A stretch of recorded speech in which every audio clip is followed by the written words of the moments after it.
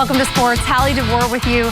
Today, the Kentucky Wildcats headed down to Columbia, South Carolina to take on the USC Gamecocks. The Wildcats were 6-4 and desperately needed this win if they wanted to see a competitive bowl game. Let's take a look at how it went. All right, first quarter 0-0. USC quarterback Spencer Rattler with the ball. He goes long to Xavier Legette, wide open in the end zone. And then USC later gets a field goal, making it 10-0. Next, Leary with the ball finally makes something happen over to Barrion Brown in the end zone, making things 10-7. Next, Leary has a little bit more time in the pocket than he normally does in this game. You can see it right here. And he fires into traffic, three-man coverage, but Dainke gets hands on it. First down. All right, now watch this. Ray Davis with the handoff, powers through the defense, and look at this, rolls right off the defender, takes off into the end zone. Touchdown, Kentucky. All right, this duo, you heard it once, you're going to hear it again. USC's Rattler gets the ball, goes long again to Xavier Legette into the end zone coverage, just a bit too late there. It is 17-14 now. Kentucky, they're going for it on fourth down, 4th and 5. Leary gets the ball, but his pass is deflected, and that is game. South Carolina goes on to win it 17-14. That is not what Kentucky wants going into their rival game against Louisville next week.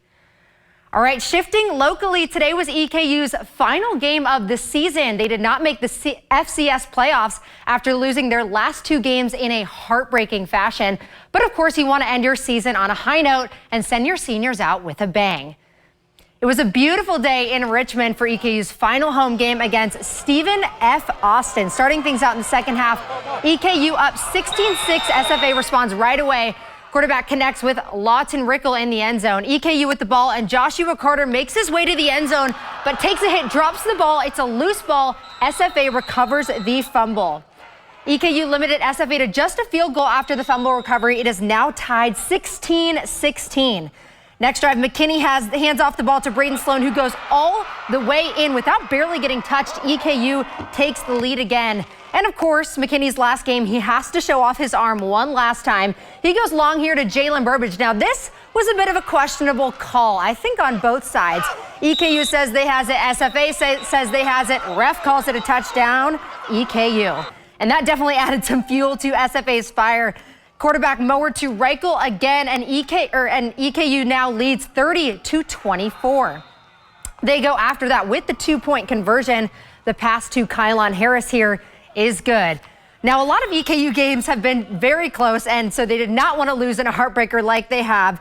So EKU's successful run game tonight, they said if it's not broke, don't fix it. Braden Sloan goes in for the touchdown. He had 150 of their 204 total rushing yards tonight.